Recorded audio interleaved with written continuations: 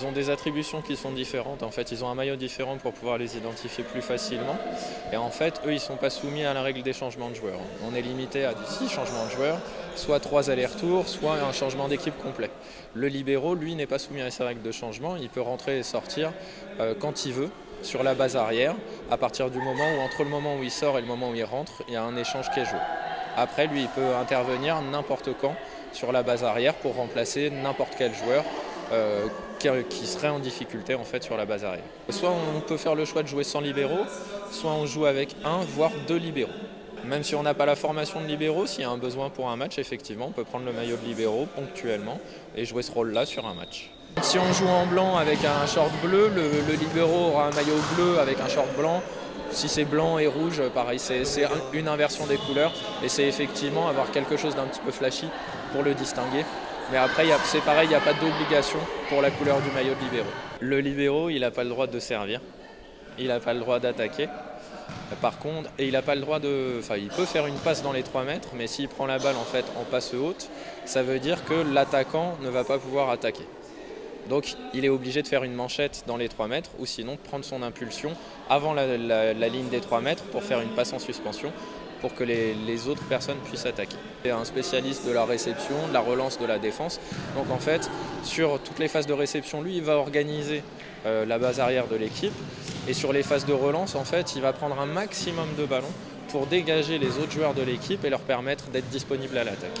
Lui, ça va être le pilier de la base arrière et c'est lui qui va vraiment être le relais du coach quelque part et à certains moments qui pourra prendre même des initiatives au-delà du coach sur la base arrière. Et en fait, c'est quelqu'un qui, par rapport aux joueurs qui remplace, va stabiliser toute la base arrière, amener des ballons propres qui vont permettre à l'équipe d'attaquer.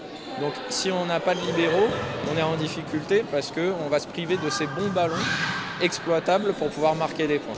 Donc si on a un très bon libéraux, voire le meilleur libéraux du monde, à ce moment-là, on est sûr que sur la base arrière, que ce soit en réception ou en défense, on va pouvoir ramener des ballons qu'on ne ramenait pas forcément avant.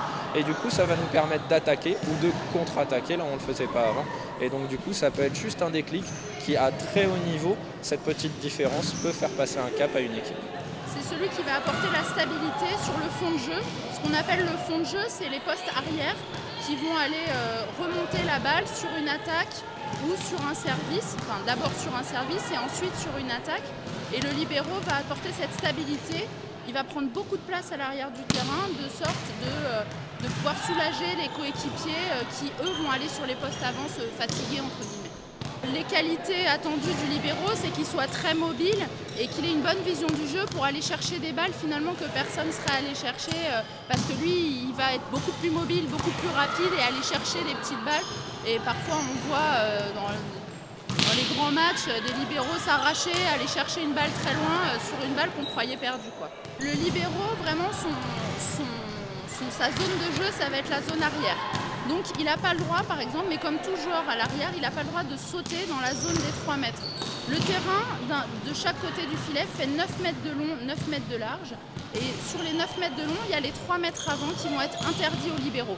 Il a le droit quand même d'y aller, de s'y déplacer, d'aller toucher une balle, mais il ne va pas avoir le droit de sauter et de passer une balle de l'autre côté. Ça, c'est réservé aux attaquants et au poste avant. Donc ça, il n'a pas le droit de faire. Par contre, en cours de jeu, le libéraux va rentrer sur un attaquant, par exemple, qui va passer sur un poste arrière avec la rotation, parce que vous savez qu'à chaque point, on tourne. Donc un attaquant, à un moment, va se retrouver derrière. Et par exemple, s'il est très grand, très fort, très puissant, mais derrière, il n'est pas du tout mobile, et ben, on va avoir intérêt à le faire sortir pour faire rentrer le libéraux, qui, lui, est plus mobile, va faire des belles réceptions, va faire des belles relances. Et donc lui, ça s'est entendu déjà à l'avance. Le grand attaquant, il sait que dès qu'il passe sur le poste arrière, il va devoir sortir et laisser sa place au libéraux. Le libéraux, il fait les 3 rotations et après, l'attaquant re-rentre, mais seulement quand la rotation l'amène devant.